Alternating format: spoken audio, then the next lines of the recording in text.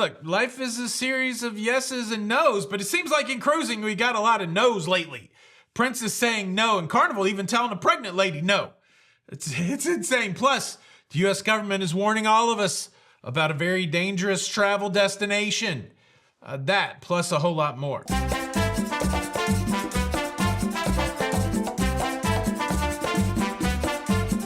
Hey, what's up, everybody? Welcome to La Lido Loca. I am your host, Tony, here to talk you through everything going on in cruising. It's a cruise show. It's For Your Face on a Monday the 12th of May, 2025. And well, yesterday was Mother's Day, and I got in a little bit of trouble on Mother's Day by something I said. I'll tell you that in just a second. But first, let me share this story with you about how Carnival is telling a pregnant woman no. And you can tell me who's right in this situation, the pregnant woman or Carnival. Carnival brand ambassador John Heald revealed on one of his 3-minute videos that he was sent a request unlike any he had received previously, and it was around a gender reveal. So here we are in 2025. Gender reveals are becoming more and more a thing. I guess for maybe the last 10, 15 years, I'm famously thinking about that gender reveal where somebody died, like the mother-in-law died because of some sort of rocket gender reveal. Be careful when you're revealing the gender of your baby. Well, somebody wrote to Carnival brand ambassador and said that they would like Carnival to help them with their gender reveal. And we just got the Pope last week, and one of the ways that you know that you got a new Pope is by the color of the smoke coming out of the chimney at the Sistine Chapel in the Vatican. Well, they wanted something similar, but they didn't want to elect a Pope. They just wanted to say whether they were having a boy or a girl, but they wanted to use color smoke, and they wanted either blue or pink smoke to be released out of a Carnival cruise ship whale tail, the funnel, the smokestack on a cruise ship. And surprisingly, to no one, I would think, Carnival said, no, we can't do that. I guess you swing for the fences, right? A question never asked certainly is a question never answered. And maybe the stars would have aligned up where they're like, oh yeah, we can put something in the smokestack to make it go. Wow. Could you imagine the coordination? So they wanted to be standing on the Lido deck to do their big gender reveal. Just this one set of people out of the whole cruise. And they wanted to be able to gaze upon the whale tail, and see either plumes of blue or pink smoke coming out of the whale tail. I guess, look, it's a little bit in jest, but I'm certainly siding on Carnival on this one. Maybe, pop a balloon or something like that, but that's a big ask, and asked and answered, and the answer was a no. It was no. Okay, I got in big trouble during Mother's Day. And I'm going to tell you about that. But first, I want to tell you this. So we got a cruise coming up in just a few months. And of course, when you got a cruise coming up, you got to gear up. And sometimes you got to re-gear up. And that's why I'm excited for the sponsor of today's episode, Temu. Temu is a place where you can get your cruising essentials. And I'll cut to the chase. At the end of this, I'm going to tell you how you can get a $100 coupon bundle on Temu. But first, let me show you some of the stuff that I got. I got this big old pile of stuff from Temu. Definitely some cruising essentials in here. I'll show you some of these items and I'll show you the price, and then I'll tell you how you can get your own $100 coupon bundle. All right, so let's start off with travel umbrella. Certainly an essential, but this will fit in your pocket. You want the rain coverage, but you don't want it to take up a lot of space. Look how small this umbrella is. Another essential if you're flying is a luggage scale. You gotta have a luggage scale as part of your kit. I need a pill organizer. I'm of the age that I need pills and I need them to be organized. And so I got this cool white one. But Jenny B, she also got herself a pill organizer that's a little more flashy, shall we say. This one's super nice. Packing cubes is another one of those cruise essentials. No better way to keep your clothes and things organized in your bag. And check this out. So this is a makeup case for the lovely Jenny B. Cool animal print there, but the real feature is the makeup mirror. It's got lights, different color lights. And look, Temu's not just cruising stuff. This is, of course, cruise adjacent, but they also have toys. These are building block ship models, Titanic, kind of a modern cruise ship. There's a lot that you can get on Temu, but I want you to get your $100 coupon bundle. This offer is for new Temu app users. You need to download the Temu app. You can get that from the QR code here. You've got to use my code. You got to search my code DVH8254 in the Temu search bar. That's going to bring you into the $100 coupon bundle, and you can get all of your cruise essentials plus a whole lot more. Thank you, Temu, for sponsoring today's episode. Well, the scenario was pretty straightforward. Yesterday, we're having celebrations with our mothers. My mom, Jenny B's mom, a lot of mothers. I was surrounded by a lot of mothers. Now, traditionally, you know, I just work with mothers, getting them their start. Boom, boom. That's an old Steve Martin joke. And this is not a joking matter. And with all the mothers there, I said, you know what? You guys are my favorite MILFs. I love you guys so much. You're my favorite MILFs.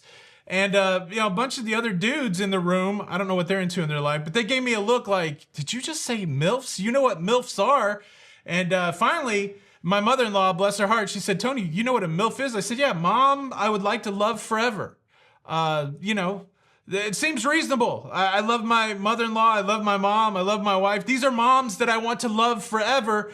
And apparently, and nobody would tell me, and I don't want to use Google, but apparently that's not what MILF means. So I had to go sit in the corner at the Mother's Day celebration. But yeah, I guess all that said, I wasn't on the air yesterday. So happy Mother's Day, everybody out there. Happy Mother's Day. Say yes to the MILF. The mother I would like to love forever. You guys need to calm down. Probably going to get in trouble on this show for using that word so much. Okay, let's talk about Princess Cruise Line saying no to passengers. There's a quiet change that has taken place that cruisers started to notice back in April on Princess cruise ships. And it has to do with one of my very favorite things in cruising. We're talking about the Princess Plus and the Princess Premier package.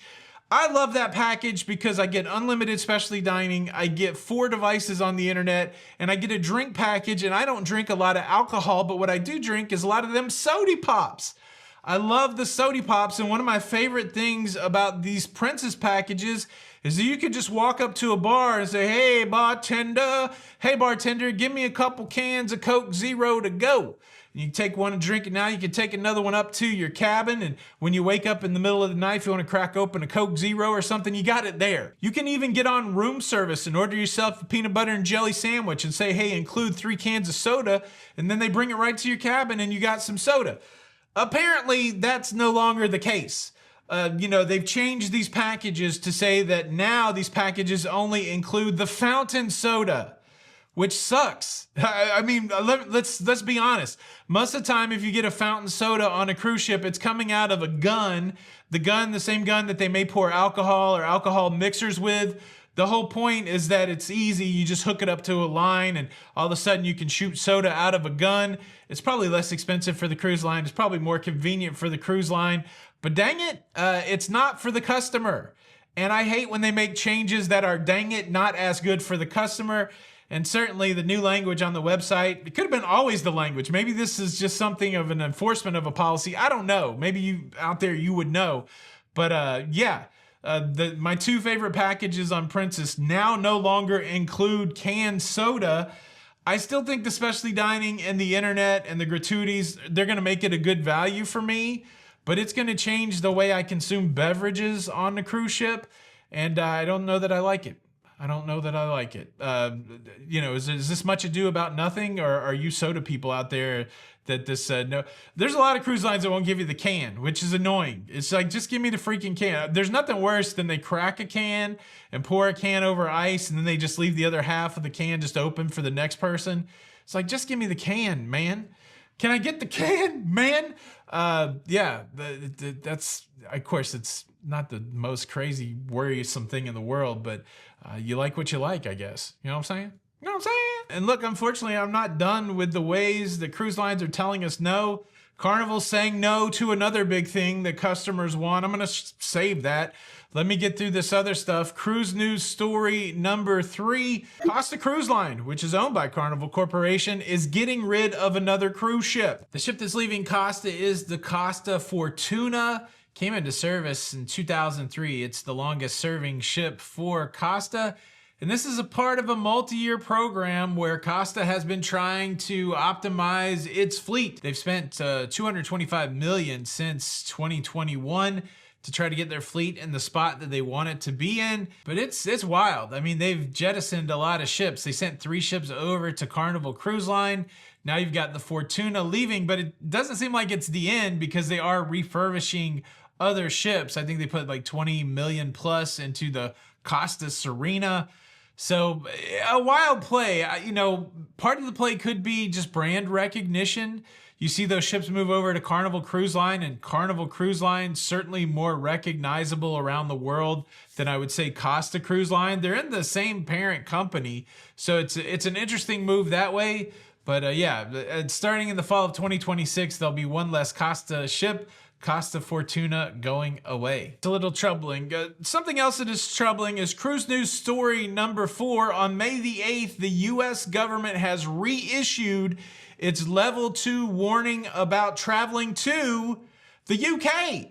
I never get worried about traveling to the UK, but the US State Department has picked up on more terrorist activities going on in the UK, and they put out a level 2 warning. The levels go all the way up to level 4. Like level 4 is like, do not go there. Level 3 is like, you may not want to go there. So level 2 is not that big of a warning, but it is notable anytime that the US State Department puts out these warnings, just to be on the lookout. Like, I don't know how you could, you know, if you just end up somewhere where there's terrorism, I mean, I don't know what you're going to do to prevent that. So I guess that's why the warnings come out, to say, well, you know, should you stay in your own little hovel there in your own little village and not leave the country?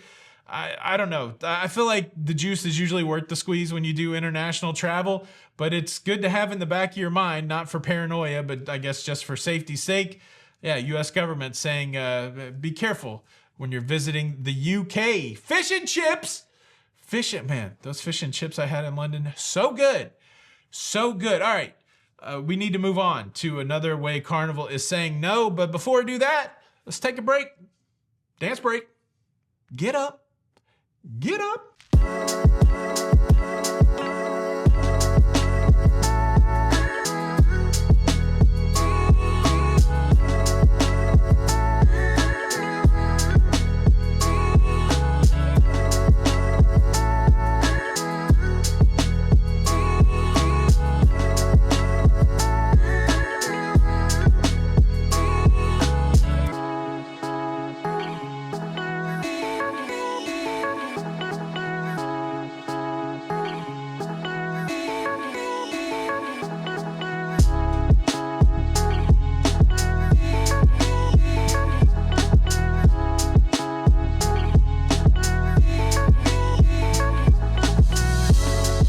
There you go, dance break, y'all. Look, dance break has got a lot of conversation around it, which I completely enjoy. And I'll just tell you, dance break gets far more positive comments than negative comments. So I see comments sometimes like, nobody likes this. Well, the reality is more people like it than dislike it. And I enjoy doing it, so I'll keep doing it. And if we have to break up over it, if you could just send me back my class ring and my, you know, Letterman jacket, that's fine. But if we have to break up, we have to break up. We had a good run. I love you, mean it. I'll never forget the summer we had at the lake. But if you got to break up with me over dance break, I certainly understand that. The other thing I want to say about dance break, sometimes people are like, why aren't you playing any music from, you know, bands that we know or anything like that?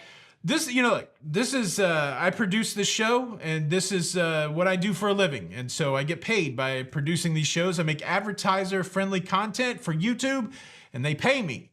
And that's, I'm very fortunate that this is my life. I never thought as a young baby child that I would be somebody who could make stuff that people watches and I would get paid for it. It's the dream. It's the dream, but you have to follow some rules. And one of the rules is you cannot use copywritten music. I mean, you can use copywritten music all day.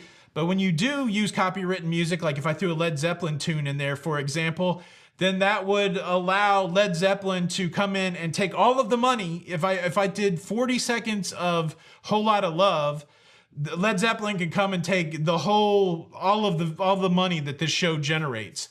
And so I would get a big zero for my efforts. And I just can't do that. As much as I would love to use popular music, I can't do that. I do pay for a monthly service where I have access to millions of songs on this thing called Epidemic Sound. And you can go browse those songs for free. So if you want to go to Epidemic Sound and you find a song that you really like and you want to suggest it for dance break, you can do that. I usually search by genre. I've been dabbling a lot in different genres, but that's where the music comes from, and I am able to use it without anybody taking the money for the show. So that's a little bit, maybe too much of how the sausage is made, but I feel like somebody maybe wanted that explanation. Okay, Carnival says no again, and I don't like this one either. Carnival came out recently and said they're revamping their loyalty program. Of course, the way I've always spoke about loyalty programs is I use that phrase, is the juice worth the squeeze? I don't know that that's always true for loyalty programs. If you look through the loyalty programs, you got to get way up there for even to get something like a $30 bag of laundry. And then when you think about it, would you spend $50,000 so that you could get a $30 bag of laundry over time? Like if you work the math out on that, probably just be cheaper to buy the $30 bag of laundry or the 4 drinks on Royal Caribbean. You get to that point where you get the 4 free drinks a day. You know, what is that? $40 a day, $280 per 7-day cruise. You know, is it worth spending $50,000 or $60,000 to get to where you can get $300 a week? Maybe on that one, it is. But Carnival is saying, look, we're going to revamp the Carnival Cruise Line brand inside of the Carnival Corporation. They said we're going to revamp the loyalty program. And a lot of people have already started going, well, hey, man, you own like 9 different cruise brands. And can that loyalty from the Carnival line go to somewhere like Princess? Or can it go somewhere to like a Costa? Or can it go to a Cunard? Can it go to a P&O? And Carnival said, heck no, we're not doing that. We're not doing that. And it's an interesting quandary. Recently, I was talking about, I think it would be cool on Carnival's new island, the Celebration Key, if they would have a wearable, and they don't have a wearable yet. A lot of people got in the comments and went, well, Princess has a wearable and they're owned by Carnival. And certainly that's something that I know, but I think people don't get how Carnival Corporation operates. They treat all of their cruise brands independently, even though they're going to bring them all under one new headquarters. They have different leadership teams. They have different goals and missions, all of that. And it sounds very siloed. It sounds like they are not working in conjunction and that they don't want to work in conjunction. At least that's the way it seems as an outsider looking in. And so when it comes to this loyalty, that's their idea. Look, we're all separate brands. We're not going to have the loyalty cross across the brands. And that's just the way that we work. Now, if you look over at the Royal Caribbean group that has like Royal and Celebrity, they did decide to let loyalty go across the brands. I think it's a missed opportunity because if you think about people trying different cruise brands, so you're at Carnival, maybe you want to try something more elevated. So what are your options? Maybe you want to go to Holland. Maybe you want to go to Princess. Maybe you want to go to Celebrity. 2 of those brands are owned by Carnival Corporation. One of those brands is owned by Royal Caribbean. Wouldn't you want to make it more enticing for the person that wants to switch out of Carnival Cruise Line to go to another Carnival brand to keep that money inside of the big Carnival Corporation by having possibly loyalty that transfers over to Holland or transfers over to Princess? They could easily just leave Carnival and go to Celebrity, and then all of a sudden they're spending money with Royal Caribbean Group that they're not spending with Carnival anymore. To me, that seems like a logical progression. We're not there behind the scenes for Carnival, but they're saying no, we're not going to do that. We are not going to share loyalty across our own internal brands. I think it's a mistake, but I probably don't have all the data. What do you guys think about it? Do you think it's a good move, bad move? Leave a comment below. Let's talk about this. Now, I was reading a post on Reddit the other day talking about how enforcement of rules on cruise ships aren't always great. That cruise lines pick and choose which rules that they enforce. And because they do that, rules are more likely to be broken. It was interesting because it seemed like most of the people that were responding really want some of these cruise rules to be enforced. That's really the big question for today. I'm going to leave this down in the first comment. Go down and answer the big question, participate in the show. Which rule would you absolutely want cruise lines to enforce? I'll leave you some choices. Thank you so much for checking out this episode. Thanks again to Temu for sponsoring today's episode. Watch this video next. You haven't seen it, you're missing out. Subscribe for more. It's Tony for La Lido Loca. Until the next time, we'll see you on the Lido. Bye.